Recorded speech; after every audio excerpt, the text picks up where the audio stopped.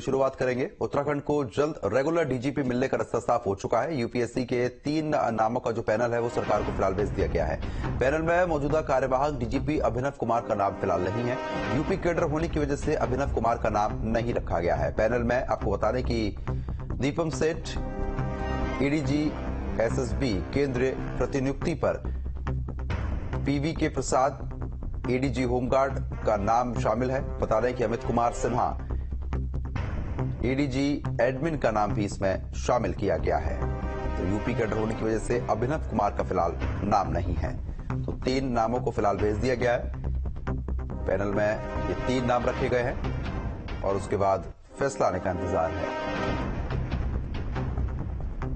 संवाददाता अजीत राठी हमारे साथ जुड़ चुके हैं अपडेट देने के लिए। अजीत, जल्दी रेगुलर डीजीपी मिलने का जो रास्ता है उत्तराखंड को फिलहाल साफ हो गया है। 3 नाम बताए जा रहे हैं जो कि रेस में आगे चल रहे हैं। क्या देख अपडेट?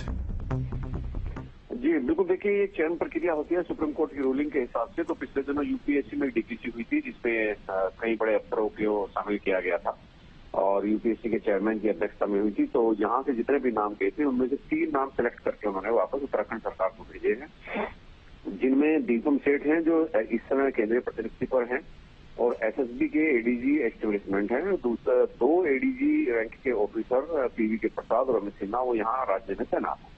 तो तीनों के नाम देखे। हैरानी ये इस बात की है राष्ट्रीयजनक तरीके से जो मौजूदा एक्टिंग डीजीपी हैं अभिनव कुमार, उनके नाम को शामिल नहीं किया गया।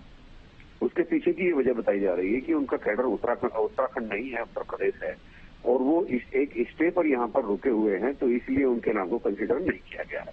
जबकि अभिनव कुमार काफी आश्वस्त थे कि उनका नाम आएगा, लेकिन नहीं आया। और पिछले तकरीबन 1 साल 10 महीने से यूपीएससी और राज्य सरकार के बीच पत्राचार चल रहा था। तो अब से जब डीपीसी हुई तो अभिनव कुमार के नाम को पार कर दिया गया। तो अब सबसे वरिष्ठ जो आईपीएस है यहाँ वो दीपम सेठ है जो एसएसबी के एडीजी एस्टेब्लिशमेंट है और उसके दूसरा नंबर उनके बाद वरिष्ठता में पीवी के प्रसाद का है और फिर अमित सिन्हा है। अब राज्य सरकार की मर्जी इन तीनों में से किसको डीजीपी वर्ग के लिए इसकी संस्तुति करती है। जिसको भी सरकार डीजीपी बनाएगी, क्योंकि यहाँ पर रिलैक्सेशन का मामला है, तो जो जिस नाम को भी राज्य सरकार पसंद करेगी उसी को केंद्रीय गृह मंत्री की अनुमति के लिए भेजा जाएगा। जी हाँ बिल्कुल अजीत, लेकिन अगर क्राइटेरिया की बात करते हैं तो उस हिसाब से किसके नाम पर मोहर लग सकती है? क्राइटेरिया में तो देखिए सुप्रीम कोर्ट और यूपीएससी कहती है कि वरिष्ठता को दरकिनार नहीं किया जाना चाहिए।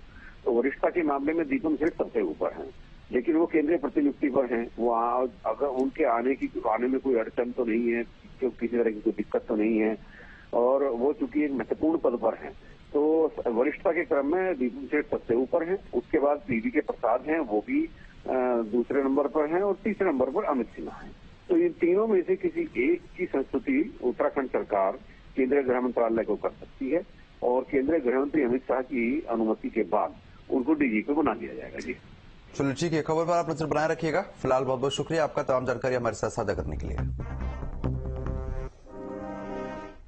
उधम सिंह नगर के पंतनगर में विश्व प्रसिद्ध